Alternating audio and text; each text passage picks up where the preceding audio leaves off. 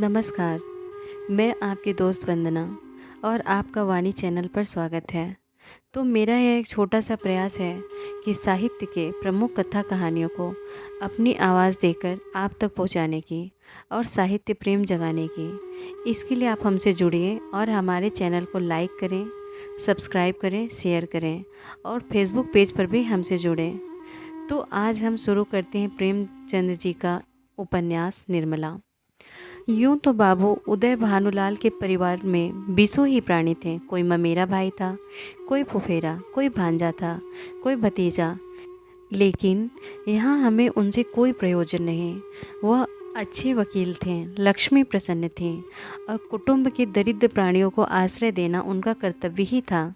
हमारा संबंध तो केवल उनकी दोनों कन्याओं से है, जिनमें बड़ी का नाम निर्मला और छोटी का कृष्णा था। अभी कल दोनों साथ साथ गुड़िया खेलती थी। निर्मला का 15वां साल था, कृष्णा का 10वां। फिर भी उनके स्वभाव में कोई विशेष अंतर न था। दोनों चंचल खिलाड़िन और सैर तमाशे पर जान देती थी। दोनों गुड़िया का धूमधाम से ब्याह करती थीं, सदा काम से जी चुराती थीं। माँ पुकारती रहती थी, पर दोनों कोठे पर छिपी बैठी रहती थी कि न जाने किस काम के लिए बुलाती हैं। दोनों अपने भाइयों से लड़ती थीं, नौकरों को डांटती थीं और बाजी की आवाज़ सुनते ही द्वार पर आकर खड़ी हो जाती थीं। पर आज एकाएक एक ऐसी बात हो गई कि जिसने बड़ी को बड़ी और छोटी को छोटी बना दिया है। कृष्णा वही है, पर निर्मला बड़ी गंभीर, एकांत प्रिय और लज्जाशील हो गई है। इधर महीनों से बाबू उदय भानुलाल निर्मला के विवाह की बातचीत कर रहे थे। आज उनकी मेहनत ठिकाने लगी है। बाबू भालचंद्र सिन्हा के ज्येष्ठ पुत्र भुवन मोहन सिन्हा से बात पक्की हो गई है। वर के पिता ने कह दिया है कि आपकी खुशी है कि दहेज दें या ना दें, मुझे इसकी परवाह नहीं। हाँ, बारात में जो लोग आएँ उनका आदर सत्कार अच्छी तरह होना चाहिए, जिसमें मेरी और आपकी जगहसाई ना हो। बाबू उदय भानुलाल थे तो वकील, पर संचय करना न जानते थे। दहेज उनके सामने कठिन समस्या थी। इसलिए जब वर के पिता ने स्वयं कह दिया कि मुझे दहेज की परवाह नहीं, तो मानो उन्हें आंखें मिल गईं। डरते थे, न जाने किस किस के सामने हाथ फैलाना पड़े। 2-3 महाजनों को ठीक कर रखा था। उनका अनुमान था कि हाथ रोकने पर भी 20,000 से कम खर्चे ना होंगे। यह आश्वासन पाकर वे खुशी के मारे फूले न समाये। इसकी सूचना ने अज्ञान बालिका को मुंह ढांपकर एक कोने में बिठा रखा है। उसके हृदय में एक विचित्र शंका समा गई है। रोम रोम में एक अज्ञात भय का संचार हो गया है। न जाने क्या होगा।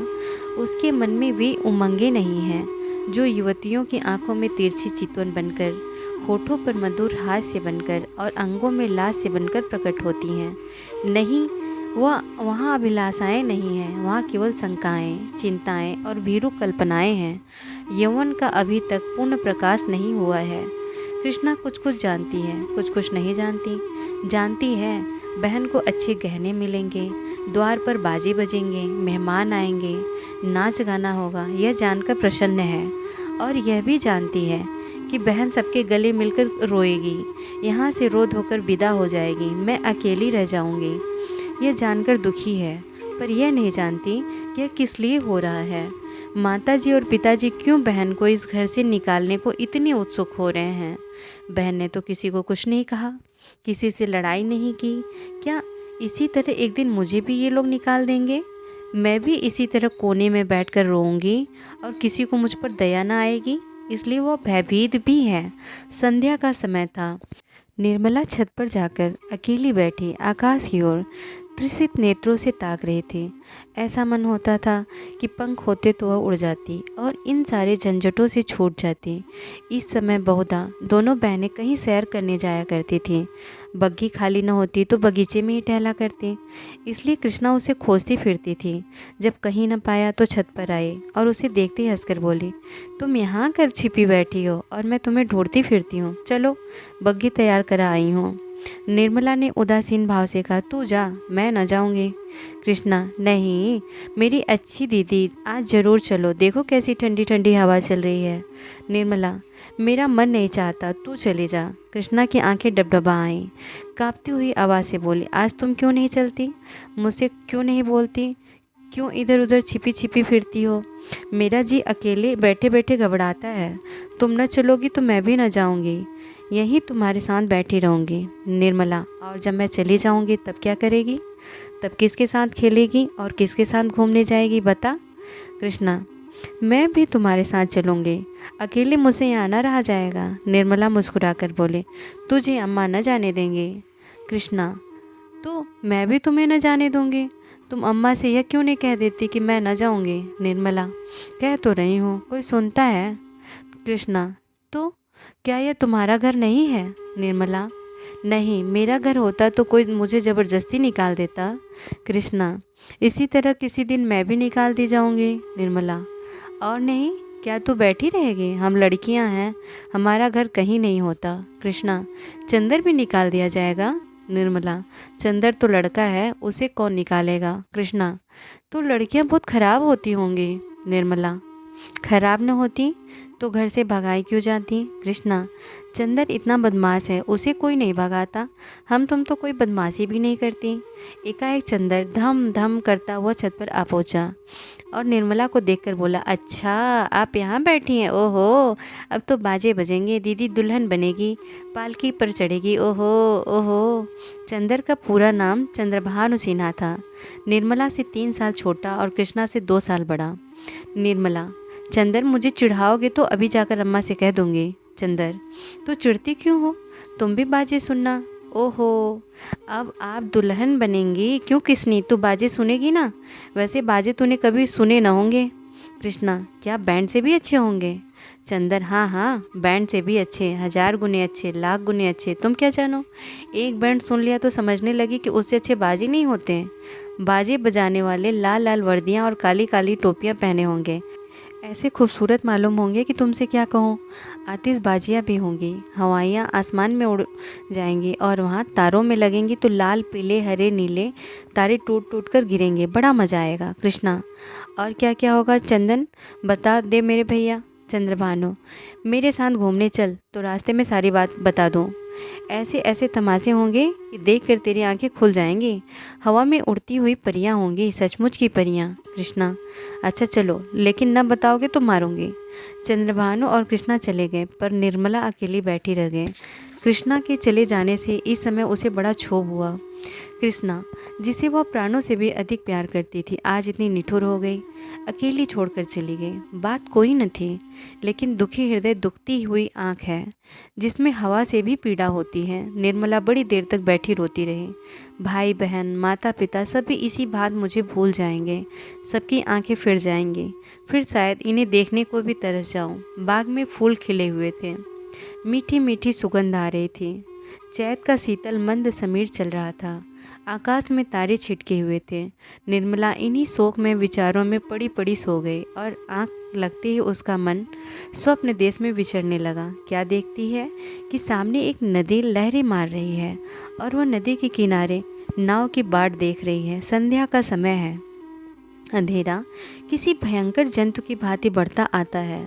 वह घोर चिंता में पड़ी हुई है कि कैसे यह नदी पार होगी, कैसे पहुंचूंगी। रो रही है कि कहीं रात न हो जाए, नहीं तो मैं अकेले यहाँ कैसे रहूँगी। एकाएक उसे एक सुंदर नौका घाट की तरफ आती दिखाई देती है। वह खुशी से उछल पड़ती है और ज्यों ही नाव घाट पर आती है वह उस पर चढ़ने के लिए बढ़ती है, लेकिन ज्यों ही नाव के पटरे पर पैर रखना चाहती है उसका मल्लाह बोल उठता है, तेरे लिए यहाँ जगह नहीं है। वह मल्लाह की खुशामद करती है, उसके पैरों पड़ती है, रोती है, लेकिन वह यह कहे जाता है कि तेरे लिए यहाँ जगह नहीं है। एक क्षण में नाव खुल जाती है। वह चिल्ला चिल्ला कर रोने लगती है। नदी के निर्जन तट पर रात भर कैसे रहेगी, यह सोच वह नदी में कूदकर उस नाव को पकड़ना चाहती है कि इतने में कहीं से आवाज़ आती है, ठहरो ठहरो, नदी गहरी है, डूब जाओगी। वह नाव तुम्हारे लिए नहीं है, मैं आता हूँ, मेरी नाव में बैठ जाओ, मैं उस पार पहुँचा दूँगा। वो भयभीत होकर इधर उधर देखती है कि यह आवाज़ कहाँ से आई।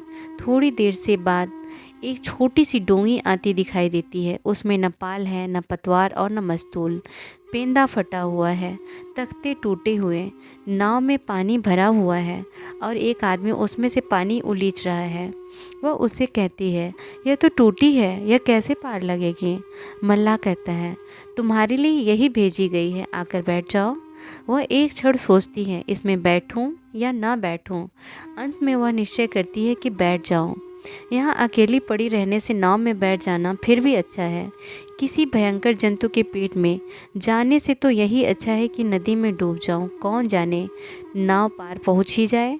यह सोचकर वह प्राणों को मुट्ठी में लिए हुए नाव पर बैठ जाती है। कुछ देर तक नाव डगमगाती हुई चलती है, लेकिन प्रतिक्षण उसमें पानी भरता जाता है। वह भी मल्लाह के साथ दोनों हाथों से पानी उलेचने लगती है, यहाँ तक कि उनके हाथ रह जाते हैं, पर पानी बढ़ता ही चला जाता है। आखिर नाव चक्कर खाने लगती है। मालूम होती है अब डूबी, अब डूबी। तब तक किसी अदृश्य सहारे के लिए दोनों हाथ फैलाती है। नाव नीचे जाती है और उसके पैर उखड़ जाते हैं। वह ज़ोर से चिल्लाई और चिल्लाते उसकी आंखें खुल गई। देखा तो माता सामने खड़ी उसका कंधा पकड़कर हिला रही थी। बाबू उदय भानुलाल का मकान बाजार में बना हुआ है। बरामदे में सुनार के हथौड़े और कमरे में दर्जी की सुइयां चल रही हैं। सामने नीम के नीचे बढ़ई चारपाइयाँ बना रहे हैं। खपरैल में हलवाई के लिए भट्ठा खोदा गया है। मेहमानों के लिए अलग एक मकान ठीक किया गया है। यह प्रबंध किया जा रहा है कि हर एक मेहमान के लिए एक एक चारपाई, एक एक कुर्सी और एक एक मेज़ हो। हर 3 मेहमानों के लिए एक एक कहार रखने की तजवीज़ हो रही है। अभी बारात आने में 1 महीने की देर है, लेकिन तैयारियां अभी से हो रही है। बारातियों का ऐसा सत्कार किया जाए कि किसी को ज़बान हिलाने का मौका न मिले। वे लोग भी याद करें कि किसी के यहाँ बारात में गए थे। पूरा मकान बर्तनों से भरा हुआ है। चाय के सेट हैं, नाश्ते की तस्तरियाँ, थाल, लोटे और गिलास। जो लोग नित्य खाट पर पड़े हुक्का पीते रहते थे, बड़ी तत्परता से काम में लगे हुए हैं। अपनी उपयोगिता सिद्ध करने का ऐसा अच्छा अवसर उन्हें फिर बहुत दिनों के बाद मिलेगा। जहाँ एक आदमी को जाना होता है, 5 दौड़ते हैं। काम कम होता है, हुल्लड़ अधिक।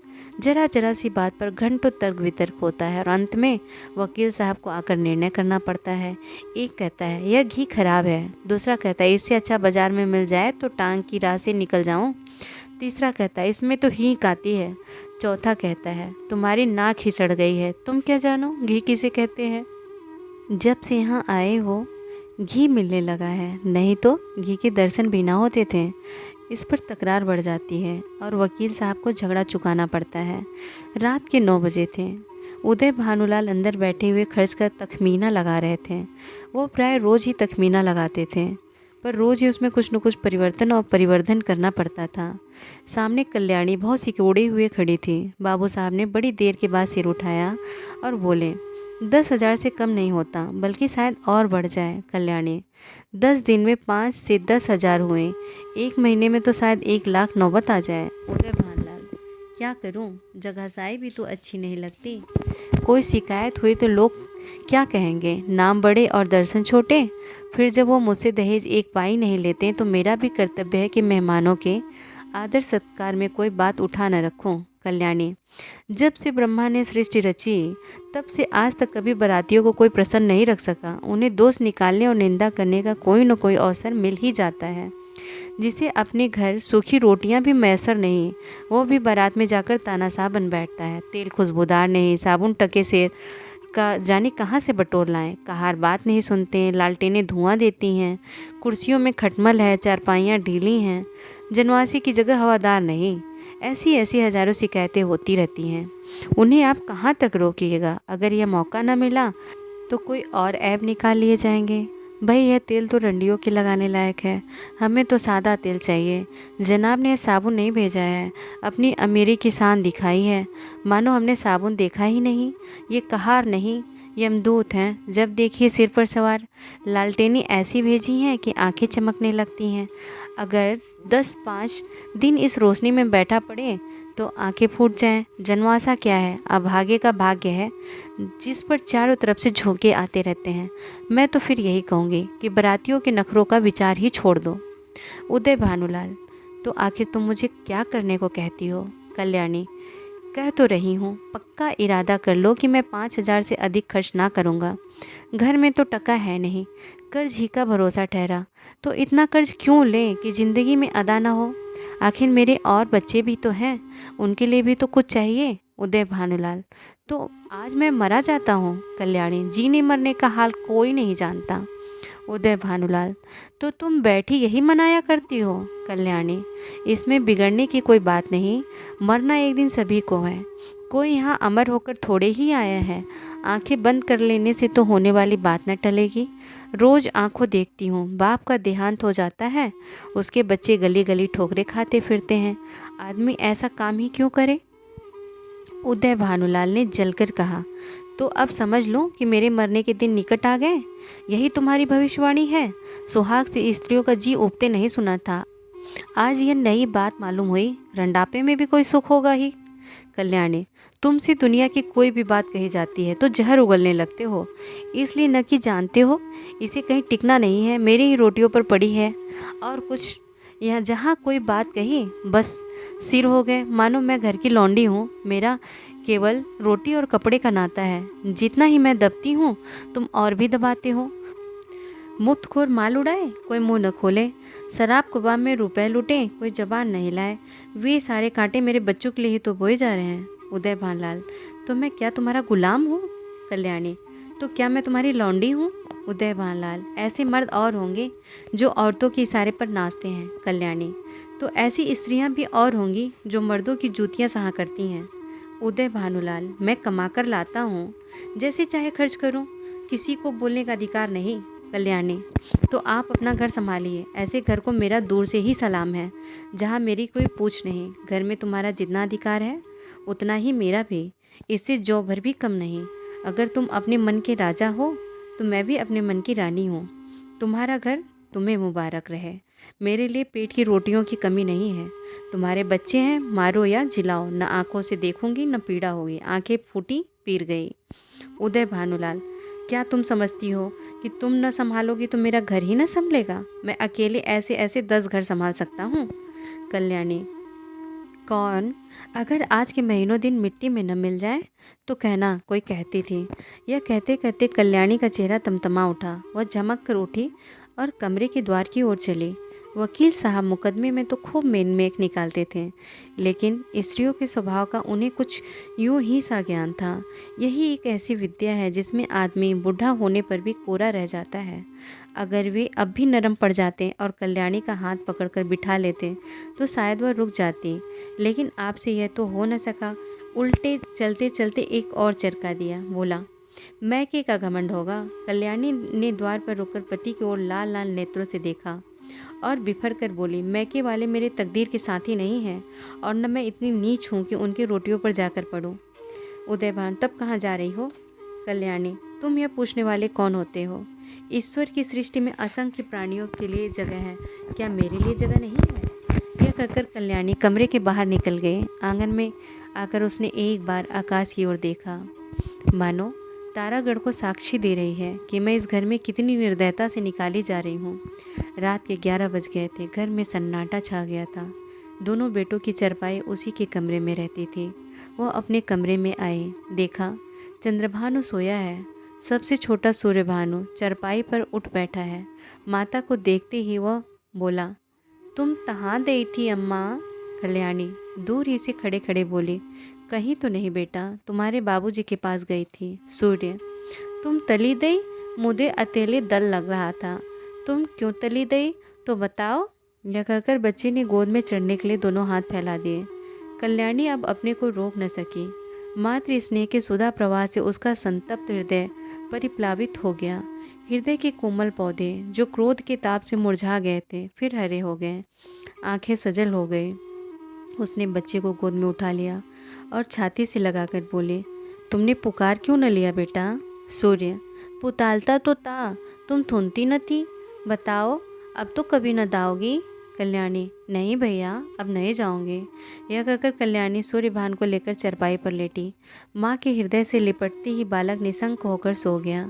कल्याणी के मन में संकल्प विकल्प होने लगे। पति की बातें याद आती तो मन होता घर को तिलांजलि देकर चली जाऊं, लेकिन बच्चों का मुंह देखती तो वात्सल्य से चित्त गदगद हो जाता। बच्चों को किस पर छोड़कर जाऊं। मेरे इन लालों को कौन पालेगा, ये किसकर होकर रहेंगे। कौन प्रातःकाल इन्हें दूध और हलवा खिलाएगा? कौन इनकी नींद सोएगा, इनकी नींद जागेगा? बेचारे कौड़ी के 3 हो जाएंगे। नहीं प्यारो, मैं तुम्हें छोड़कर नहीं जाऊंगी। तुम्हारे लिए सब कुछ सह लूँगी, निरादर, अपमान, जली कटी, खरी खोटी, घुड़की झिड़की सब तुम्हारे लिए सहूँगी। कल्याणी तो बच्चे को लेकर लेटी, पर बाबू साहब को नींद न आई। उन्हें चोट करने वाली बातें बड़ी मुश्किल से भूलती थी। उफ, यह मिजाज, मानो मैं ही इनकी स्त्री हूँ। बात मुँह से निकलनी ही मुश्किल है। अब मैं इनका गुलाम होकर रहूं? घर में अकेले यह रहें और बाकी जितने अपने बेगाने हैं सब निकाल दिए जाएं। जला करती हैं, मनाती हैं कि यह किसी तरह मरे तो मैं अकेले आराम करूं। दिल की बात मुँह से निकल ही जाती है, चाहे कोई कितना ही छिपाए। कई दिन से देख रहा हूँ ऐसी ही जली कटी सुनाया करती हैं। मैके का घमंड होगा, लेकिन वहाँ कोई भी न पूछे। अभी सब आवभगत करेंगे, जब जाकर सिर पड़ जाएंगे तो आटे दाल का भाव मालूम हो जाएगा। रोती हुई जाएगी, वाह रे घमंड। सोचती है मैं ही गृहस्थी चलाती हूँ। अभी 4 दिन को कहीं चला जाऊँ तो मालूम हो जाएगा, सारी सेखी किरकिरी हो जाएगी। एक बार इसका घमंड तोड़ ही दो, जरा वैभव का मज़ा भी चखा दो। न जाने इनकी हिम्मत कैसे पड़ती है कि मुझे यूँ कोसने लगते हैं। मालूम होता है प्रेम इसे छू नहीं गया है। यह समझती है कि यह घर से इतना चिमटा हुआ कि इसे चाहे जितना कोसों टलने का नाम न लेगा। यही बात है, पर यहाँ संसार से चिमटने वाला जीव नहीं है। जहन्नुम में जाए अगर, जहाँ ऐसे प्राणियों से पाला पड़ा है। घर है या नरक, आदमी बाहर से थका मांदा आता है तो उसे घर में आराम मिलता है। यहाँ आराम के बदले कोसने सुनने पड़ते हैं। मेरी मृत्यु के लिए व्रत रखे जाते हैं। यह है 25 वर्ष के दाम्पत्य जीवन का अंत। बस चल ही दूँ, जब देख लूँगा इनका सारा घमंड धूल में मिल गया और मिजाज ठंडा हो गया तो लौट आऊँगा। 4-5 दिन काफ़ी होंगे। लो, तुम भी याद करोगे किसी से पाला पड़ा था। यही सोचते हुए बाबू साहब उठे, रेशमी चादर गले में डाले, कुछ रुपए लिए, अपना कार्ड निकालकर दूसरे कुर्ते की जेब में रखा, छड़ी उठाई और चुपके से बाहर निकले। सब नौकर नींद में मस्त हैं। कुत्ता आहट पाकर चौंक पड़ा, उनके साथ हो लिया। पर यह कौन जानता था कि यह सारी लीला विधि के हाथों रची जा रही है। जीवन रंगशाला का यह निर्दय सूत्रधार किसी अगम गुप्त स्थान पर बैठा हुआ अपनी जटिल क्रूर क्रीड़ा दिखा रहा है। यह कौन जानता था कि नकल असल होने जा रही है, अभिनय सत्य का रूप ग्रहण करने वाला है। निशा ने इंदु को परास्त करके अपना साम्राज्य स्थापित कर लिया था। उसकी पैशाचिक सेना ने प्रकृति पर आतंक जमा रखा था। सद्वृत्तियाँ मुँह छिपाए पड़ी थीं और कुवृत्तियाँ विजय गर्व से इठलाती फिरती थीं। वन में वन्य जंतु शिकार की खोज में विचार रहे थे और नगरों में नर पिशाच गलियों में मंडराते फिरते थे। बाबू उदय भानुलाल लपके हुए गंगा की ओर चले जा रहे थे। उन्होंने अपना कुर्ता घाट के किनारे रखकर 5 दिन के लिए मिर्ज़ापुर चले जाने का निश्चय किया था। उनके कपड़े देखकर लोगों को डूब जाने का विश्वास हो जाएगा। कार्ड कुर्ते की जेब में था, पता लगाने में कोई दिक्कत न हो सकती थी कि दमखम में सारे शहर में खबर मशहूर हो जाएगी। 8 बजते बजते तो मेरे द्वार पर सारा शहर जमा हो जाएगा। तब देखूं देवी जी क्या करती हैं। यही सोचते हुए बाबू साहब गलियों में चले जा रहे थे। सहसा उन्हें अपने पीछे किसी दूसरे आदमी के आने की आहट मिली। समझे कोई होगा, आगे बढ़े, लेकिन जिस गली में वो मुड़ते उसी तरफ यह आदमी भी मुड़ता था। तब बाबू साहब को आशंका हुई कि यह आदमी मेरा पीछा कर रहा है। ऐसा आभास हुआ कि इसकी नीयत साफ नहीं है। उन्होंने तुरंत जेबी लालटेन निकाली और उसके प्रकाश में उस आदमी को देखा। एक बलिष्ठ मनुष्य कंधे पर लाठी रखे चला आता था। बाबू साहब उसे देखते ही चौंक पड़े। यह शहर का छटा हुआ बदमाश था। 3 साल पहले उस पर डाके का अभियोग चला था। उदय भान ने उस मुकदमे में सरकार की ओर से पैरवी की थी और इस बदमाश को 3 साल की सज़ा दिलाई थी। तभी से वह इनके खून का प्यासा हो रहा था। कल ही वह छूट कर आया था। आज दैवात साहब अकेले रात को दिखाई दिए तो उसने सोचा यह इनसे दांव चुकाने का अच्छा मौका है। ऐसा मौका शायद ही फिर कभी मिले। तुरंत पीछे हो लिया और वार करने की घात ही में था कि बाबू साहब ने जेबी लालटेन जलाई। बदमाश जरा ठिठक कर बोला, क्यों बाबूजी, पहचानते हो? मैं हूँ मतई। बाबू साहब ने डपट कर कहा, तुम मेरे पीछे पीछे क्यों आ रहे हो? मतई, क्यों, किसी को रास्ता चलने की मनाही है? ये गली तुम्हारे बाप की है? बाबू साहब जवानी में कुश्ती लड़े थे, अबे रिष्ट पुष्ट शरीर था, दिल के भी कच्चे न थे। छड़ी संभाल कर बोले, अभी शायद मन नहीं भरा, अब की 7 साल को जाओगे? मतई, मैं तो 7 साल को जाऊंगा या 14 साल को, पर तुम्हें जिंदा ना छोड़ूंगा। हाँ, अगर तुम मेरे पैरों पर गिरकर कसम खाओ कि अब किसी को सज़ा न कराऊंगा तो छोड़ दूं, बोलो मंजूर है? उदयभान, तेरी सामत तो नहीं आई? मतई, सामत मेरी नहीं तुम्हारी आई है, बोलो खाते हो कसम? 1। उदयभान, तुम हटते हो कि मैं पुलिसमैन को बुलाऊं? मतई, 2। उदयभानु गरज कर, हट जा बदमाश सामने से। मतई, 3। मुंह से 3 शब्द निकालते ही बाबू साहब के सिर पर लाठी का ऐसा तुला हाथ पड़ा कि वह अचेत होकर जमीन पर गिर पड़े। मुंह से केवल इतना ही निकला, हाय, मार डाला। मतई ने समीप आकर देखा तो सिर फट गया था और खून की धार निकल रही थी। नाड़ी का कहीं पता न था। समझ गया कि काम तमाम हो गया है। उसने कलाई से सोने की घड़ी खोल ली, कुर्ते से सोने के बटन निकाल लिए, उंगली से अंगूठी उतारी और अपनी राह चला गया, मानो कुछ हुआ ही नहीं। हाँ, इतनी दया की कि लाश रास्ते से घसीट कर किनारे डाल दी। हाय, बेचारी क्या सोच कर चले थे और क्या हो गया।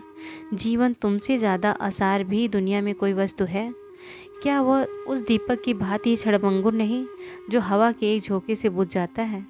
पानी के एक बुलबुले के देखते हो, लेकिन उसे टूटते भी कुछ देर लगती है। जीवन में उतना सार भी नहीं, सांस का भरोसा ही क्या। और इसी नश्वरता पर हम अभिलाषाओं के कितने विशाल भवन बनाते हैं। नहीं जानते नीचे जाने वाली सांस ऊपर आएगी या नहीं, पर सोचते इतनी दूर की हैं मानो हम अमर हैं। विवाह का विलाप और अनाथों का रोना सुनाकर हम पाठकों का दिल न दुखाएंगे। जिसके ऊपर पड़ती है वह रोता है, विलाप करता है, पछाड़े खाता है। यह कोई नई बात नहीं है। हाँ, अगर आप चाहें तो कल्याणी की उस घोर मानसिक यातना का अनुमान कर सकते हैं जो उसे इस विचार से हो रही थी कि मैं अपने ही प्राणाधार की घातिका हूँ। वे वाक्य जो क्रोध के आवेश में उसके असंयत मुख से निकले थे, अब उसके हृदय को बाड़ों की भांति छेद रहे थे। अगर पति ने उसकी गोद में करा करा कर प्राण त्याग दिए होते तो उसे संतोष होता कि मैंने उनके प्रति अपने कर्तव्य का पालन किया। शोकाकुल हृदय को इससे ज़्यादा सांत्वना और किसी बात से नहीं होती। उसे इस विचार से कितना संतोष होता कि मेरे स्वामी मुझसे प्रसन्न गए। अंतिम समय तक उनके हृदय में मेरा प्रेम बना रहा। कल्याणी को यह संतोष न था। वह सोचती थी, हाँ, मेरी 25 बरस की तपस्या निष्फल हो गई। मैं अंत समय अपने प्राणपति के प्रेम से वंचित हो गई। अगर मैंने उन्हें ऐसे कठोर शब्द न कहे होते तो वह कदापि रात को घर से न जाते। न जाने उनके मन में क्या क्या विचार आए हों। उनके मनोभाव की कल्पना करके और अपने अपराध को बढ़ा चढ़ाकर वह आठों पहर कुढ़ती रहती थी। जिन बच्चों पर वह प्राण देती थी अब उनकी सूरत से चिढ़ती थी। इन्हीं के कारण मुझे अपने स्वामी से रार मोल लेनी पड़ी। यही मेरे शत्रु है। जहाँ आठों पहर कचहरी सी लगी रहती थी वहाँ अब खाक उड़ती है। वह मेला ही उठ गया। जब खिलाने वाला ही न रहा तो खाने वाले कैसे पड़े रहते। धीरे धीरे 1 महीने के अंदर सभी भांजे भतीजे विदा हो गए। जिनका दावा था कि हम पानी की जगह खून बहाने वालों में हैं, वे ऐसा सरपट भागे कि पीछे फिरकर भी न देखा। दुनिया ही दूसरी हो गई। जिन बच्चों को देखकर प्यार करने को जी चाहता था उनके चेहरे पर अब मक्खियाँ भिनभिनाती थी। न जाने वह कांति कहाँ चली गई। शोक का आवेग कम हुआ तो निर्मला के विवाह की समस्या उपस्थित हुई। कुछ लोगों की सलाह हुई कि विवाह इस साल रोक दिया जाए, लेकिन कल्याणी ने कहा, इतनी तैयारियों के बाद विवाह को रोक देने से अब सब किया धरा मिट्टी में मिल जाएगा और दूसरे साल फिर यही तैयारियां करनी पड़ेंगी जिसकी कोई आशा नहीं। विवाह कर ही देना अच्छा है। कुछ लेना देना तो है ही नहीं। बारातियों की सेवा सत्कार का काफ़ी सामान हो चुका है। विलम्ब करने में हानि ही हानि है। अतएव महाशय भालचंद्र को शोक सूचना के साथ यह संदेशा भी भेज दिया गया। कल्याणी ने अपने पत्र में लिखा, इस अनाथिनी पर दया कीजिए और डूबती हुई नाव को पार लगाइए। स्वामी जी के मन में बड़ी बड़ी कामनाएं थीं, किंतु ईश्वर को कुछ और ही मंजूर था। अब मेरी लाज आपके हाथ है। कन्या आपकी हो चुकी। मैं लोगों का सेवा सत्कार करने को अपना सौभाग्य समझती हूँ, लेकिन यदि इसमें कुछ कमी हो, कुछ त्रुटि पड़े तो मेरी दशा का विचार करके क्षमा कीजिएगा। मुझे विश्वास है कि आप इस अनाथिनी की निंदा न होने देंगे। आदि। कल्याणी ने यह पत्र डाक से न भेजा, बल्कि पुरोहित से कहा, आपको कष्ट तो होगा, पर आप स्वयं जाकर यह पत्र दीजिए और मेरी ओर से बहुत विनय के साथ कहिएगा कि जितने कम आदमी आएँ उतना ही अच्छा, यहाँ कोई प्रबंध करने वाला नहीं है। पुरोहित मोटेराम यह संदेश लेकर तीसरे दिन लखनऊ जा पहुँचे।